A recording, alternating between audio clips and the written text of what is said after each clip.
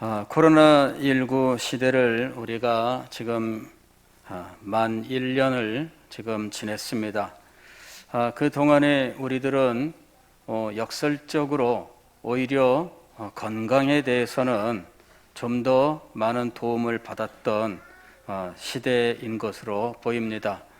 약국을 하시는 분이나 병원하시는 분들이 하시는 말씀이 감기 환자가 확 줄었다 이렇게 말씀들을 하셔요.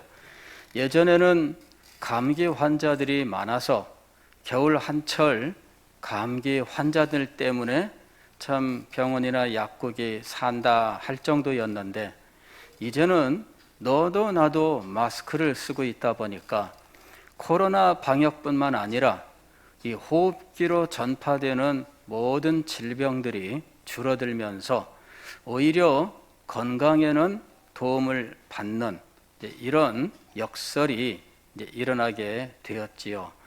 그러다 보니까 오히려 더 힘든 면도 있어요. 건강을 잃으면 움직이고 싶지 않고, 건강을 잃으면 가만히 있고 싶은데, 건강하면 활동하고 싶어지잖아요. 그래서 집에만 있어라 하는 이 사태가 더 힘들고 어려운 것으로 보입니다. 자, 이런 시대에 저는 또 우리 교계의 모든 지도자들은 염려가 있습니다. 그것은 이렇게 정상적인 예배가 힘들고 어려우며 또 장시간에 걸친 온라인 예배, 또 우리가 모이던 기타 이런 집회가 줄어들고 사라진 이런 상황에서 우리들이 영적인 건강을 유지하고 영적인 힘을 누리고 또 우리가 주께 받은 사명을 감당하는데 너무나 많은 어려움이 있지 않는가 하는 것입니다. 참 힘들고 어려운 시대인 것이지요. 건강으로는 우리는 육신의 건강만 생각하기가 쉬워요. 그러나 건강하면 사실 육신만을 보는 시대는 이미 지나갔어요. 옛날에는 육신에 질병이 없는 상태를 건강이라고 이야기를 했습니다. 그러나 지금은 육신에 질병이 없는 상태만을 건강으로 말하지 않아요. 세계보건기구라고 하는 유엔 산하 단체가 있습니다. 여기에서 건강의 정의를 내렸는데, 신기하게도 1998년에 이 건강의 정의 가운데에 영적 건강을 추가를 했어요. 그 인간이 건강하게 산다는 것은 질병이 없는, 육체의 질병이 없는 삶을 사는 것이 그 정도가 아니라 정신적으로도 건강해야 되고 영적으로도 건강해야 된다, 이렇게 정의를 새롭게 내리게 된 거예요. 그랬는지 어쨌든 이 의학 계통의 이 논문들 가운데에는 환자들의 영적 건강에 대한 논문들이 심심치 않게 보이고 있는 상황이에요. 제가 한번 이렇게 검색을 해보니까 환자들의 영적 건강에 대한 이 논문들, 주로 이 간호계통의 논문들이 많습니다. 이런 그 논문들이 심심치 않게 검색이 돼요. 내용을 읽으면 우리가 생각할 때에는 너무나 참 어린아이 단계의 말들밖에는 하고 있지 않지만, 그러나 사실 알고 보면 사회적으로 이런 영적 접근을 하고 있다는 것 자체는 굉장히 중요한 의미를 가지고 있는 거죠.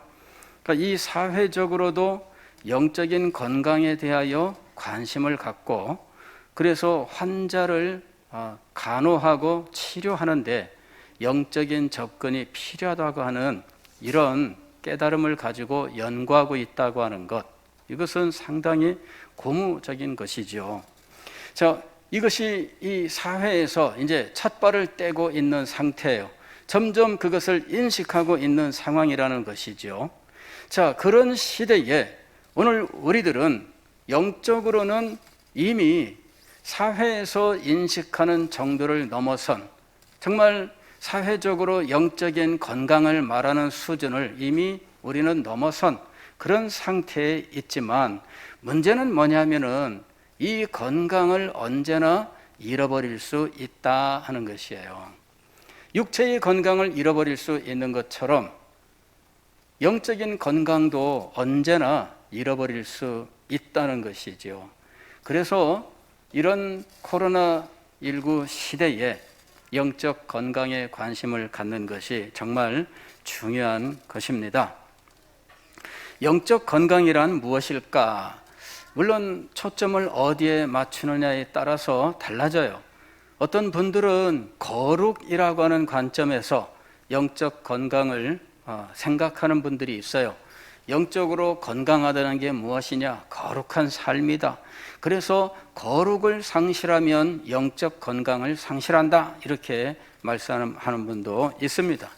또 어떤 분들은 그리스도인의 삶에는 목적이 있는데 이 목적을 제대로 달성하지 못하면 건강을 상실하는 것이다. 이렇게 이야기하는 분도 있어요. 어떤 분은 우리 그리스도인의 삶의 목적을 5가지로 정의하면서 첫째, 예배의 삶, 교제의 삶, 훈련의 삶, 사역의 삶, 전도의 삶, 이렇게 5가지 분야로 정리하면서 이 부분에서 건강을 상실하면 안 된다, 이렇게 이야기를 하고 있는 거지요. 예배가 제대로 이루어지지 않을 때 영적 건강에 심각한 문제가 온다는 것이에요. 예배에 참석하지 않으면 그 건강이 유지가 될까? 또 우리는 이 온라인 예배가 영적 건강에 그렇게 썩 도움이 되지 않는다라고 하는 판단을 가지고 있습니다.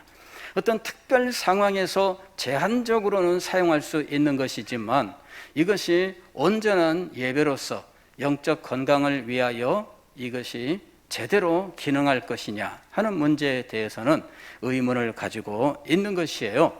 예배를 제대로 드릴 수 있어야 되는 것입니다. 이것이 무너지면 영적 건강이 무너진다는 거예요. 또 성도의 교제, 이것이 무너지면 영적 건강이 무너지는 거죠. 우리의 믿음은 홀로 서기가 아니에요. 우리의 믿음은 나 혼자 잘나서 되는 것이 아닙니다. 성도들이 믿음의 교제를 나누면서 하나님께서 내게 주신 은혜, 이것을 서로 나누면서 이 교제 속에서 더욱더 우리 속에 은혜가 넘쳐나고 영적인 힘이 넘쳐나게 되는 거예요. 그런데 우리 시대는 현재 이런 모든 교제를 중단하라고 명령하고 있는 상황이죠.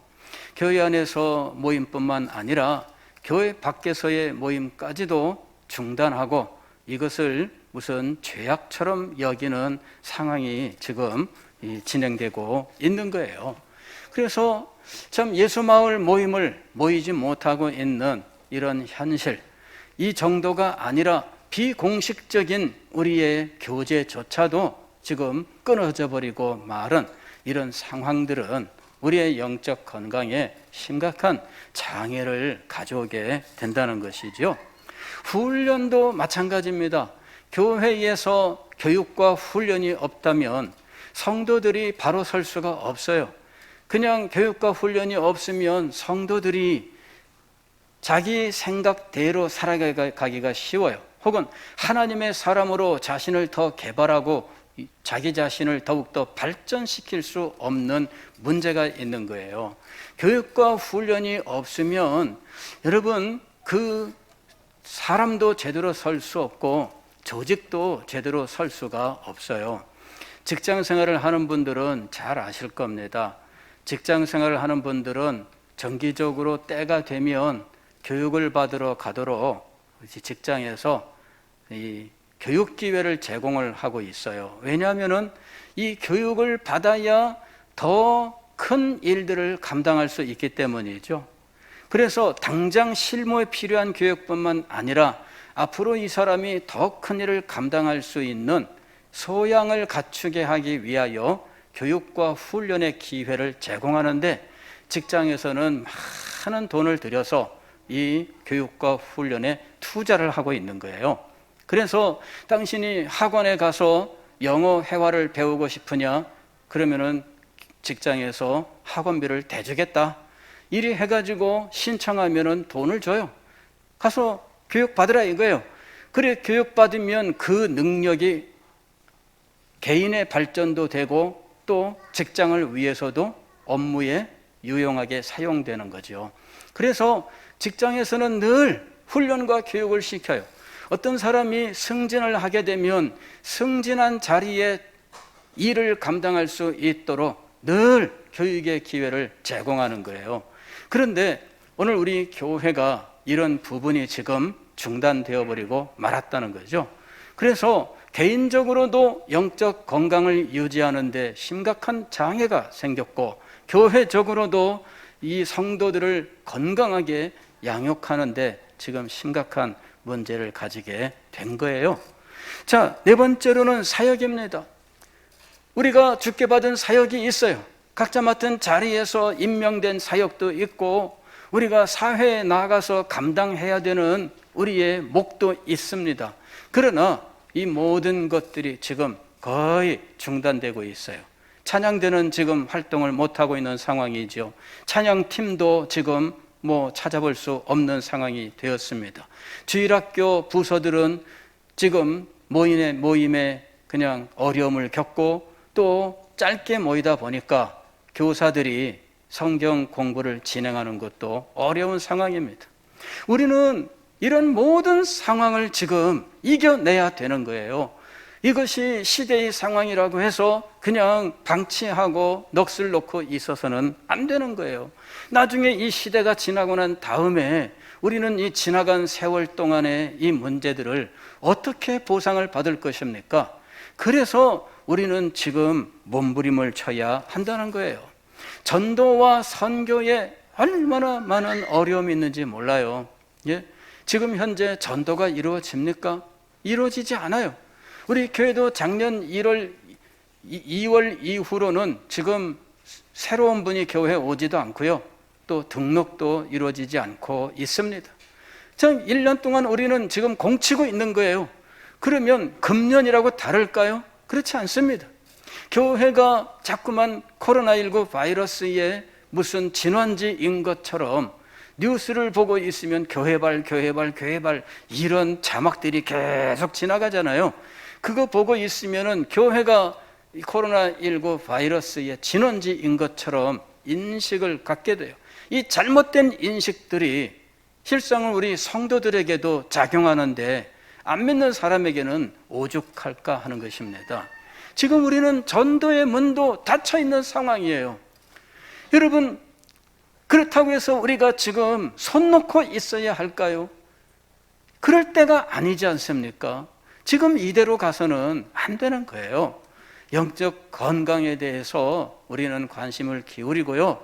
영적 건강이 잘 유지되고 이것이 발전할 수 있도록 힘을 써야 한다 하는 겁니다. 어떤 분은 영적 건강을 10가지로 진단할 수 있도록 이 영적 건강 진단표를, 질문표를 만들었어요. 도널드 윗니라고 하는 사람인데 이분이 당신의 영적 건강을 점검하라 하면서 10가지 질문을 던졌습니다. 첫 번째, 한번 여러분이 가만히 자기 자신을 한번 생각을 해보세요. 첫 번째 질문은 이것입니다. 당신은 하나님을 갈망하고 있습니까? 하나님을 갈망하는 마음이 내 속에 있느냐 하는 거죠. 이 마음이 점점 사라지면 이거는 영적 건강을 상실하는 거예요. 하나님을 갈망하는 마음이 점점 높아지면 이는 영적 건강이 유지되고 있다는 증거라는 거죠. 이게 진단이에요. 병원에 가게 되면 의사가 묻잖아요. 이렇습니까? 저렇습니까? 이 질문을 해요. 이 질문에 대하여 대답을 들어보고 그 사람의 질병을 판단하는 거죠. 예. 그래서 질문이 필요한 거예요. 영적으로도 질문을 던져보라는 것입니다. 자신의 영적 상황에 대해서 관심을 가지고 영적 건강이 얼마나 중요한지 인식을 하고 질문을 한번 던져보는 거예요. 나는 하나님을 갈망하고 있는가? 두 번째로는 하나님의 말씀에 지배를 받고 있는가 하는 거죠. 하나님의 말씀이 나를 통치하는가. 즉 너희가 내 안에 거하고 내 말이 너희 안에 거하면 이라고 하는 예수 그리스도와의 연합과 그리스도의 말씀이 우리 속에 거하는 이 일이 우리에게 지금 유지되고 있느냐라고 하는 거예요. 이 분은 여기에다가 항상 뭐를 얘기하고 있느냐면은 점점 더라는 말을 넣었어요. 점점 더. 그러니까 당신은 하나님의 말씀에 점점 더 지배를 받고 있느냐라고 하는 거예요. 이게 점점 더라고 하는 것이 건강의 증거예요. 건강한 사람은 더 힘이 넘쳐나게 되는 거예요. 그래서 이 점점 더 이 부분이 있느냐라고 하는 거예요. 점점 더. 세 번째는 이렇게 질문을 합니다. 당신은 사랑하는 마음이 더욱 커져가고 있습니까? 여기서도 더욱이라고 하는 말이에요. 더욱이란 말. 이게 점점 커지는, 성장하는 거죠. 사랑의 마음이 성장을 해야 건강하다는 거예요. 그래서 사랑의 마음으로 자신의 영적 건강을 테스트해봐라 하는 거예요. 사랑의 마음이 나에게 있느냐라고 하는 것이죠. 네 번째로는 하나님의 임재에 대해 더욱 민감해지는가라고 하는 거예요.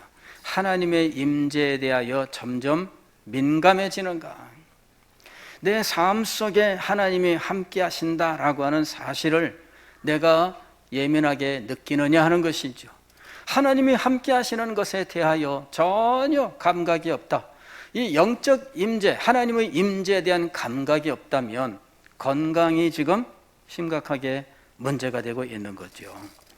다섯 번째로는 다른 사람들의 영적 필요와 육체적인 필요에 점점 더 관심을 기울이는가 하는 거죠. 여기서도 점점 더를 묻고 있어요. 다른 사람들의 필요, 특별히 영적 필요와 물질적 필요에 대해서, 육체적인 필요에 대해서 점점 더 관심을 기울이느냐. 나만 신경 쓰느냐, 다른 사람도 신경 쓰느냐가 건강의 척도가 되고 있다는 거예요. 육체의 건강을 잃은 사람은 자기의 몸의 상태만 관심을 기울여요.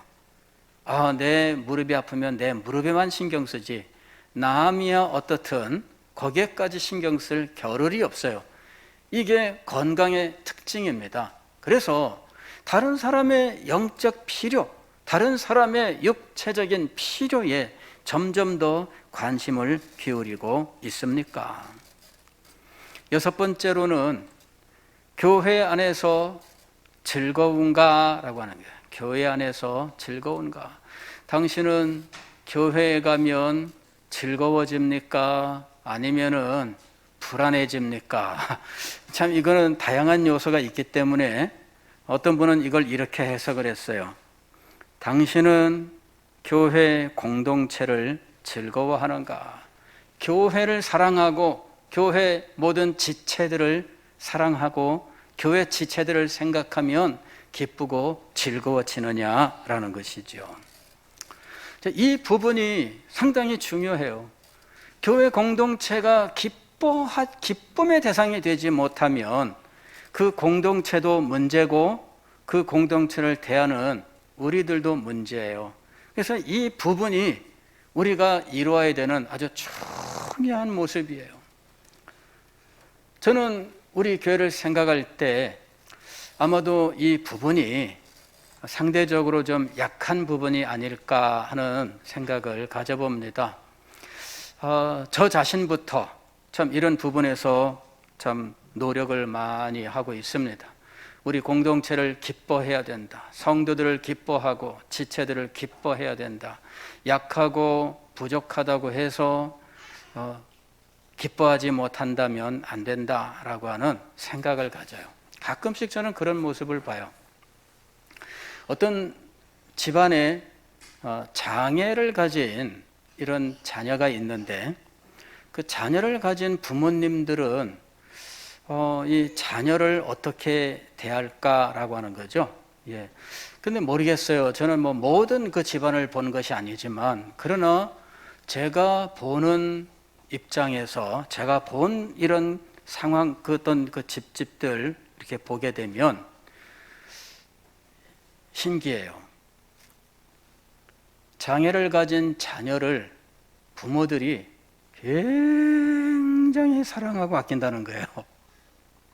그럼 이거 정말 이거는요, 여러분이 한번 관찰을 해보세요. 관찰을 해보시면요, 자녀를 가진 자녀를요, 장애 있는 이 자녀를 부모님들이 그렇게 사랑하고 아껴주고 막 관심을 표명하고 막 하는 모습들을 아마 흔히 볼 수 있을 거예요. 우리의 막연한 인상하고 전혀 달라요. 예, 우리의 막연한 인상하고 달라요. 막연한 인상은 이 장애가 있으면 부모들이 인상 쓰고 싫어할 것 같은데 아닙니다. 오히려 더 아껴주고 더 사랑하고 더 후원해주고 더 지원해주고 그 삶에 부모들이 더 많은 도움을 주려고 노력하고 이 자녀의 마음을 기쁘게 하기 위해서 더 노력하고 하는 것이 볼 수가 있어요. 그래서 제가 깨달았습니다. 참 저 부모들은 이 더 애를 쓰고 노력을 하는구나. 그래서 우리 교회를 생각해 볼 때 교회에서 좀 신앙적으로도 좀 더디 성장하는 분들도 있을 수 있고요. 또 어떤 분들은 참 생각이 달라서 늘 말씀하시는 것이 우리가 생각하는 것과 조금 다른 어떤 초점이 다른 이런 경우들도 있고 어떤 다양한 일이 있어요. 당연히 같이 와서 어울리면 좋은데 빠지는 경우도 있고요. 뭐 정말 이런 다양한 상황이 있잖아요. 그러나 참 생각을 해보면 그런 분들도 사랑의 대상이고 기쁨의 대상이 되어야 된다라는 것이죠. 그래서 이 공동체가 더 사랑스럽고 더 기쁨의 대상이 될 수 있느냐라고 하는 거, 이건 영적 건강의 중요한 모습이 된다는 거예요. 그래서 이 부분에 관심을 기울여야 돼요. 그 다음에 7번째로는 당신은 영적인 훈련을 더욱더 중요하게 여기게 되는가 하는 것이죠. 영적 훈련에 더 중요성을 두고 그것을 더 원하고 있느냐라고 하는 거죠. 훈련을 원하느냐 이거예요. 훈련을 원하느냐. 왜 훈련을 원할까요? 더 깊이 알고 더 깊이 헌신하고 싶어하는 마음이 있기 때문이죠. 그래서 교육을 받고 싶어하는 거예요. 이제 모든 게 끝났어 그러면은 더 이상 공부할 필요 없죠. 그렇지 않아요? 예. 이제 뭐 승진의 기회가 없어 그러면은 공부할 필요 있을까요? 나 이제 곧 퇴직할 사람이야. 그러면 교육받을 필요 있을까요? 그런데 하나님의 교회에서는 그렇지 않아요. 하나님의 교회에서는 언제나 하나님께서 내게 주시는 사명이 있다는 것을 인식을 하고 그것을 감당할 수 있도록 훈련을 사모해야 된다는 것이죠. 훈련을 원하느냐는 거예요. 훈련을 받고 싶으냐? 이것이 영적 건강의 하나의 지표라는 거예요. 저는 이 부분이 상당히 감동적으로 느껴졌어요. 그렇구나. 성도들이 훈련받고 싶어하는 마음이 없다면 이미 그 영적 건강이 이게 지금 문제가 되고 있는 것이구나. 그리고 목사로서 성도들이 영적 훈련을 받아야 건강해진다고 하는 것을 알고 이 영적 훈련에 제 기회를 제공하기 위해서 힘을 써야 되는구나. 이런 사실을 새삼스럽게 생각하게 된 것이죠. 8번째로 당신은 여전히 죄를 애통해 하는가 하는 것입니다. 여전히라는 거, 여전히. 우리가 예수 그리스도를 처음 구주로 영접할 때 우리가 자신의 죄인됨을 깨닫고 자신의 죄를 인식하고 애통해하고 이 죄를 떠나고 싶어하는 마음을 가졌던 그 처음의 이 영적 경험들이 살아가는 동안 우리 속에서 잘 역사하고 있느냐라고 하는 것이죠. 우리가 은혜로서 용서를 받는 건 받는 거지만 이 죄의 문제를 붙들고 사는 날 동안 늘 이것을 인식을 하고 죄에 대하여는 애통해하면서 거룩하고 성결을 소망하는 자리에 나가야 되는 거죠. 그래서 이 죄에 대해서 여전히 애통해하는가, 죄에 대해서 둔감해졌다면, 마음속에 아무런 아픔이 없다면, 그렇다면 이것은 영적으로 문제라는 것이죠. 9번째로는 이렇게 묻습니다. 당신은 빨리 용서를 하는가 하는 거예요. 빨리 용서를 하는가. 용서를 할 수 있느냐 할 수 없느냐가 영적 건강의 지표라는 거죠. 용서 못하는 것은 그의 영적 건강이 지금 문제가 있다는 거예요. 그래서 저자는 이렇게 얘기합니다. 빨리라고 하는 말을 붙인 거예요. 빨리. 용서를 하는데 10년씩 걸린다면 그죠? 이건 문제잖아요. 빨리 용서하느냐. 한 주간 사이에 다 끝나면 얼마나 좋겠어요. 그죠? 그 전 주간에 문제가 있었는데 마음속으로 다 풀어버려요. 용서하고.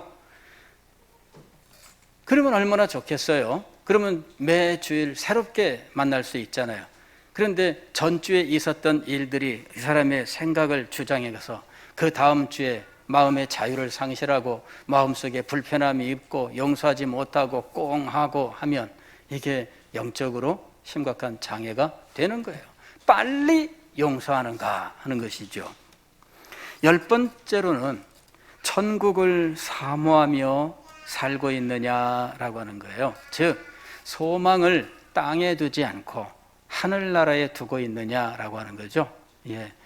그의 최종 소망이 하늘나라에 있어야 돼요. 그런데 땅이 자기의 최종 목적지가 되면 땅에 있는 것들만으로 만족하려고 하면 그건 영적으로 건강하지 못하다라고 하는 것이죠. 여러분 한번 자기 자신을 한번 살펴보시기를 바랍니다. 나는 영적으로 건강한가? 내가 이 코로나 시대에 영적 건강을 유지하고 혹은 더욱더 건강하게 살고 있는가? 이것에 대해서 한번 생각을 해보세요. 육신의 건강이 얼마나 중요합니까? 그러나 육신의 건강보다 더 근본적인 것은 영적 건강인 것입니다. 그래서 영적 건강을 유지할 수 있도록 그리고 더욱더 건강하고 힘있게 되어서 하나님의 영광의 나라를 이 땅에 이룰 수 있도록 쓰임받는 주님의 종들이 될 수 있기를 주의 이름으로 축원합니다. 기도하겠습니다.